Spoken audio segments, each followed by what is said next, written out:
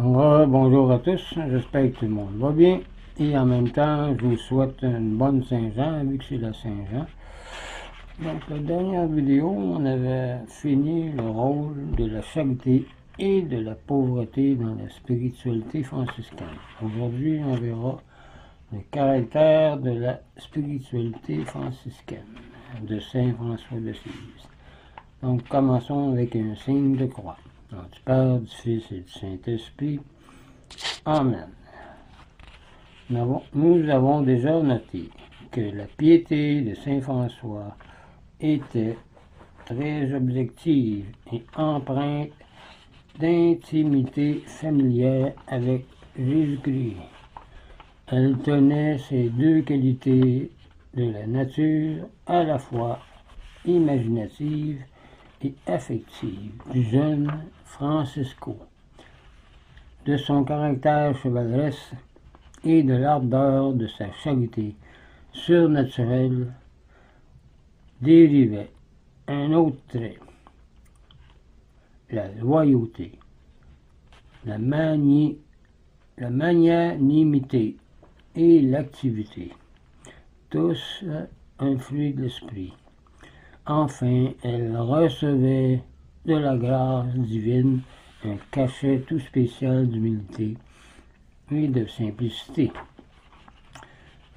Car Saint François voulait servir Dieu dans la pauvreté, même s'il était riche. Avant. Donc, commençons par étudier la loyauté, la magnanimité et son activité. La loyauté de Saint François est si délicate qu'il a une horreur instinctive et violente de l'hypocrisie.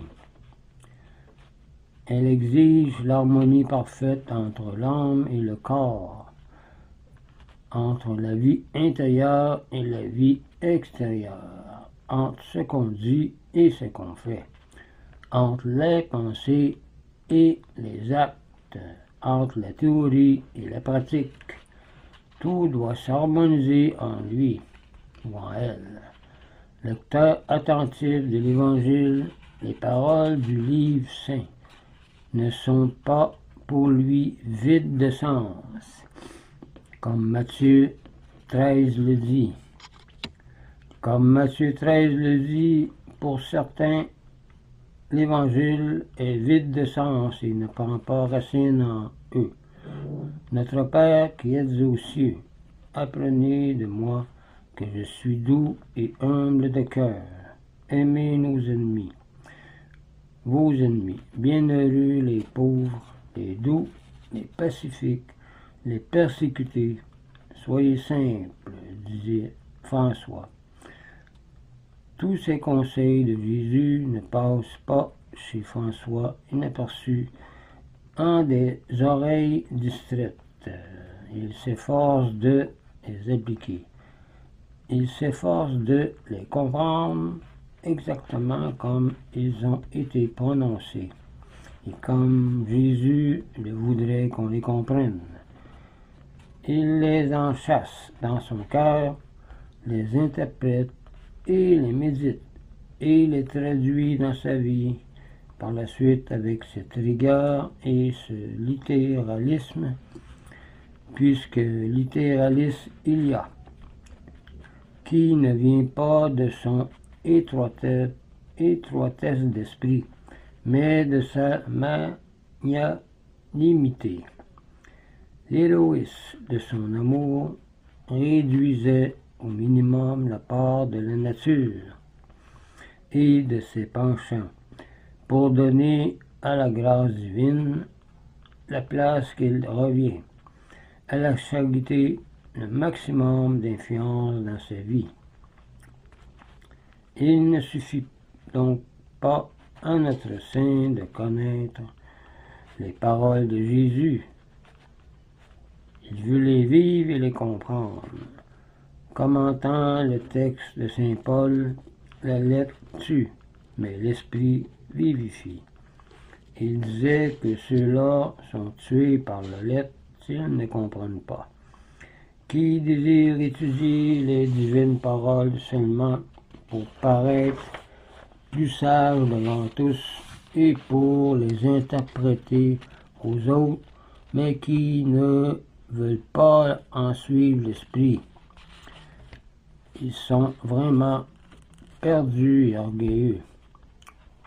François ne peut s'arrêter à faire collection de sublimes pensées, ni se complaire béatement dans leur beauté. Il eut cette haute sagesse qui ne perfectionne pas seulement l'intelligence en s'arrêtant à la connaissance théorique, mais qui savoure ce qu'elle connaît, qui connaît parce qu'elle aime, et pour mieux aimer, qui connaît d'autant plus et d'autant plus à fond qu'elle agit plus vertueusement par la grâce de Dieu.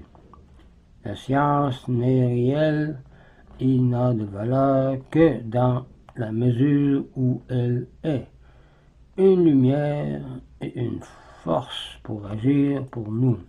Sinon, à quoi ça sert? L'homme ou la femme, dit-il, ne connaît que ce qu'il expérimente.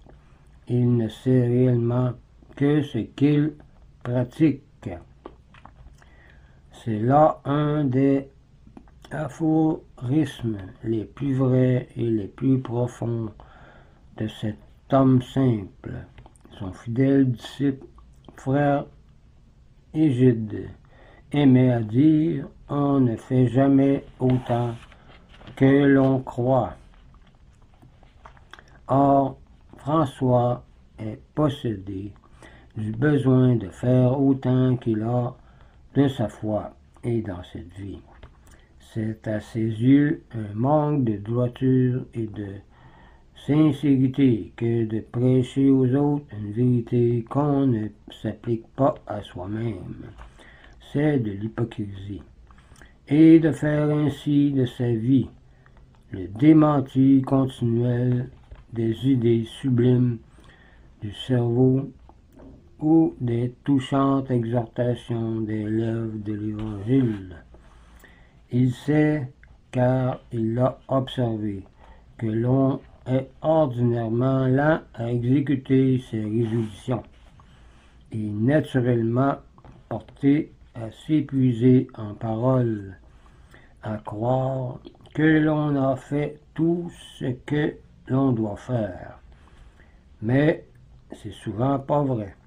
Quand on a énoncé l'admirable pensée ou raconté les actions héroïques des anciens, il s'effraie de voir que l'exercice de la parole arrive si facilement à épuiser toute l'activité, toute l'énergie de certains hommes, qu'il ne leur en reste presque plus pour l'exercice de la vertu qui est si importante. Car aimer, c'est mieux, car c'est le plus grand don que Dieu peut nous offrir, sa grâce de l'amour. Contre ce défaut si commun, il réalise de toutes ses forces. Il exprima un jour dans une apostrophe vigoureuse qu'il a écrite l'horreur qu'il éprouvait pour ce manque de loyauté.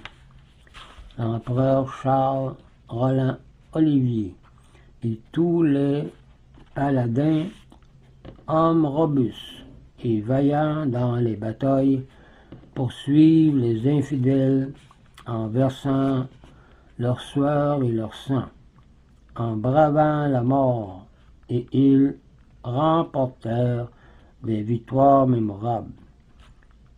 Les saints martyrs, eux aussi, moururent en combattant pour le Christ. Aujourd'hui, on veut conquérir l'honneur et la louange en se contentant de chanter leur prouesse sans pourtant agir dessus et répandre l'Évangile. Aussi, sa loyauté exige-t-elle plus que l'harmonie entre la pensée et les actes, entre la théorie et la pratique. Elle exige encore l'activité.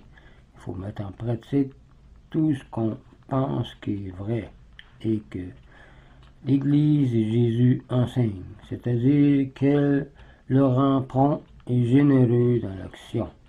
C'est la grâce qui nous rend ainsi.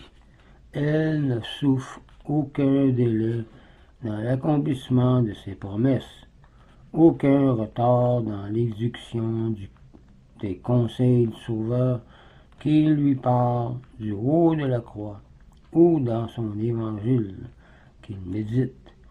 Tel est son caractère qu'il ne peut se reposer et qu'il souffre tant qu'il n'a pas exécuté ce qu'il a conçu dans son cœur. On voit par là comment cet idéaliste et ce mystique est également un grand homme d'action.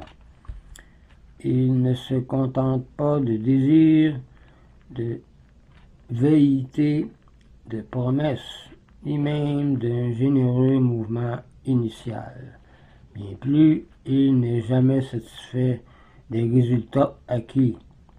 Il veut toujours plus de perfection, toujours en haleine, il aspire toujours et de nouveaux progrès, et à une immolation toujours plus parfaite de lui-même et de se renoncer. L'activité, l'ardeur, l'enthousiasme qu'il avait dépensé dans l'exercice du commerce parental, dans les jeux et les fêtes, dans les aventures belliqueuses, il les dépense maintenant au service de Dieu. Dès qu'il se fut étroitement uni au Seigneur, après avoir abdiqué toutes les choses caduques qu'il voulait garder, il ne permit jamais qu'une seule parcelle de son temps fût vide. Et bien qu'il eût déjà déposé dans les trésors de Dieu des mérites abondants, il était toujours d'une nouvelle ardeur, comme s'il n'eût été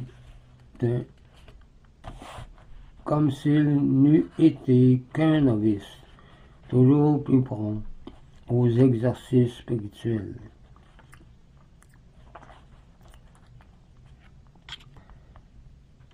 Et il pensait que c'était rétrogradé que de ne pas toujours progresser. Mais dans l'Évangile, c'est marqué aussi qu'il faut toujours progresser de progrès en progrès. Il n'y a, et ça par la grâce de Christ, il n'y a pas de plus grande preuve d'amour que de donner sa vie pour ceux qu'on aime, a dit le divin maître. 3 fois François voulut donner cette preuve, 3 fois il échoua. Son zèle n'en fut pas diminué pourtant. Et il ne cessa jamais de désirer ardemment ce qui pouvait être le plus agréable au roi éternel, de chercher curieusement de quelle manière, par quelle voie, par quel désir, il pourrait adhérer plus parfaitement au Seigneur Dieu. Décorer des sacrés stigmates, consommés en grâce devant Dieu, vénérés de tous, il songeait encore à commencer des œuvres plus parfaites.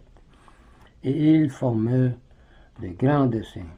Revenir à l'humilité des premiers jours, se consacrer de nouveau au service de l'Hébreu.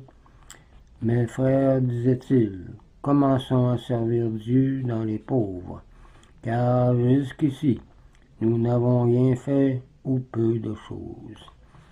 Sur la fin de sa vie, le corps tout brisé, et de stigmates aussi, il ne suspendit point sa marche vers la perfection. Il ne fit jamais fléchir pour lui la rigueur de sa discipline. Et je travaillais de mes mains, dit-il dans son testament, et je veux travailler encore de mes mains. Il semble que son âme devenait chaque jour plus attentive, plus alerte et plus joyeuse, à mesure que son pauvre corps devenait plus faible. Jésus avait dit aussi à Paul, « Ma grâce te suffit, elle se produit dans la faiblesse. » Ce sera tout pour cette vidéo. La prochaine fois, on va continuer, on va parler de l'humilité et de la simplicité que Saint François avait et désirait constamment. Donc, je vous laisse là-dessus, je vous dis au revoir et une autre prière.